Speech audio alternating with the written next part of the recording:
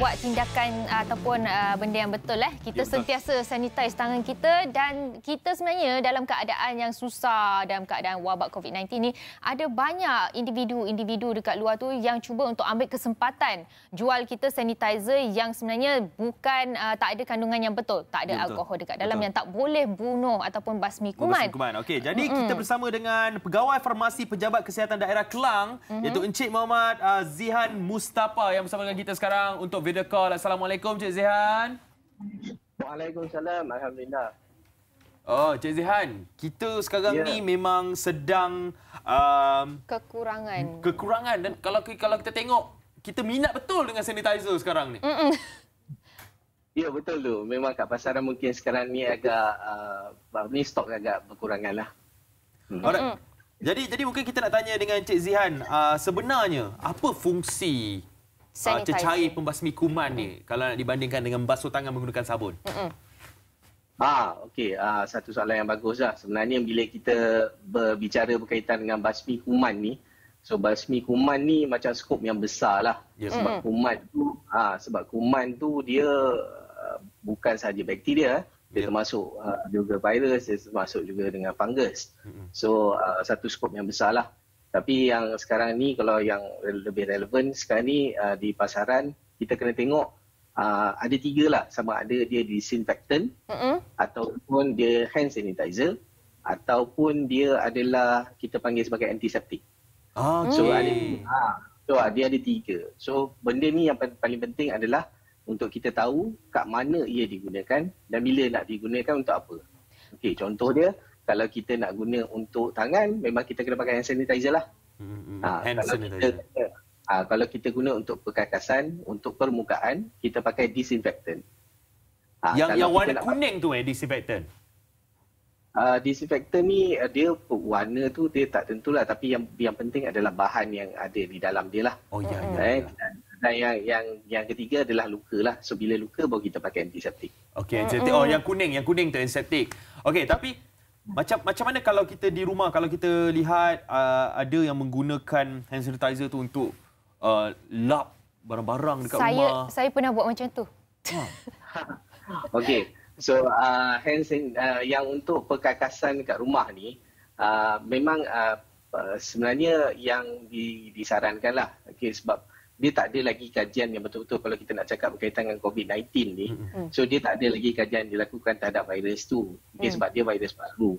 Tapi ada kajian-kajian yang dilakukan terhadap macam sekeluarga dengan dia.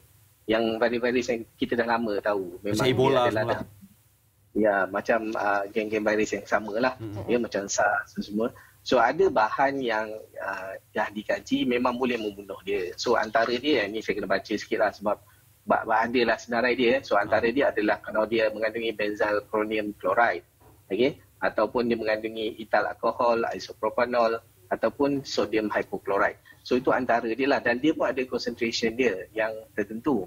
Tapi kalau untuk perkakasan dan juga permukaan, apa yang disarankan kalau tengok dalam infografik yang ada pun yang KKM edarkan adalah untuk kita pakai saja yang cecair peluntur. So cecair peluntur. Tapi cecair peluntur dengan syarat lah dia kena ada sodium hypochlorite tu 0.5%.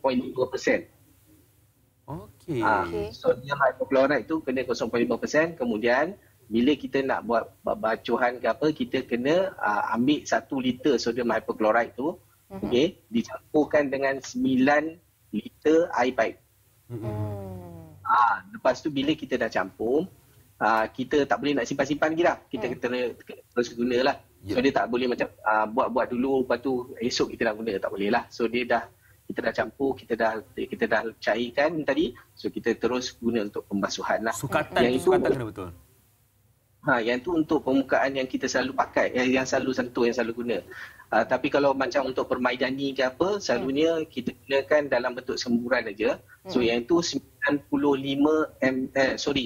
ml sodium hypochlorite tu yang tadi, cecair peluntur tadi, dicampurkan dengan 90 ml air pipe lah. Yang dia punya sembuh je. Dia boleh sembuh. So kalau nak tengok lagi, sebenarnya infografik ni ada pada Facebook KKM lah. Yes, itu yang kita nak tahu sebab semua orang sekarang ni sedang giat membersihkan rumah, membersihkan pejabat kan sebab takut dengan virus COVID-19 ni. Tapi lepas kita bersihkan tempat kita selalu sentuh dan sebagainya, mungkin lepas tu kita fikir macam kita nak pergi makan lah. Boleh tak macam lepas kita pakai hand sanitizer, sentuh benda-benda cecair pembasuh kuman dan sebagainya ni, kita terus pergi makan? Boleh ke? Is it okay? Okey, itu satu soalan yang bagus lah. Sebenarnya kita kena faham berkaitan dengan pencucian dan juga guna hand sanitizer ni. Okey, yang sebaik-baiknya adalah kita memang suruh guna, kita suruh basuh menggunakan sabun sebelum makan. Sebab tujuan dia untuk bila kita basuh ni, kita akan menghilangkan kotoran satu.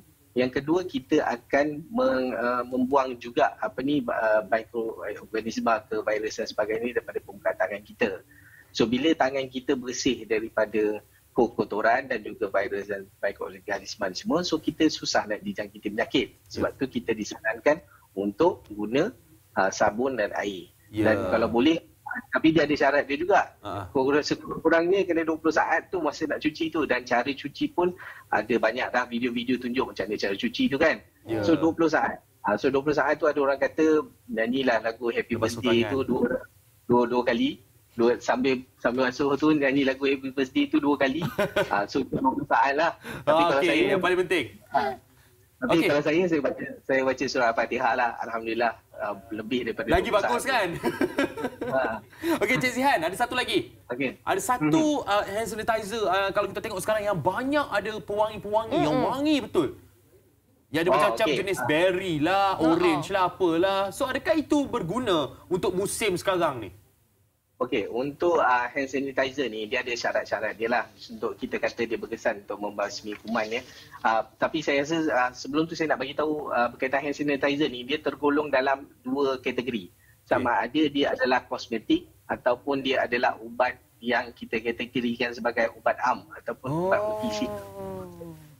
Dan kedua-dua ni dikawal oleh pihak Kementerian Kesihatan lah. Maksudnya kalau kosmetik yang tadi dia perlu bernotifikasi dengan kosmetik. Kalau dia ubat, am yang tadi dia kena berdaftar dengan pihak Kementerian Kesihatan. So 2 jenis lah. So sekarang ni hanya beza dia, kosmetik dia tak boleh buat tuntutan macam membunuh spesifik bakteria dan sebagainya. Dia hanya boleh kata macam untuk kill germ. Biasa je. Dan untuk tujuan pembersihan. Tapi kalau untuk yang terdaftar ni ubat boleh. Ya. Dan sekarang ni untuk kosmetik dibenarkan, dia kata kalau untuk membunuh bakteria tu dibenarkan. Ya, untuk kosmetik. Okey. Untuk kandungan dia mesti sekurang-kurangnya 60% alkohol. Okey. Tapi dalam hand sanitizer ni dia akan campurkan juga dengan bahan, kalau boleh, yang sebab kita nak gunakan tangan, so kena ada emollient ataupun moisturizer. Ya, alright.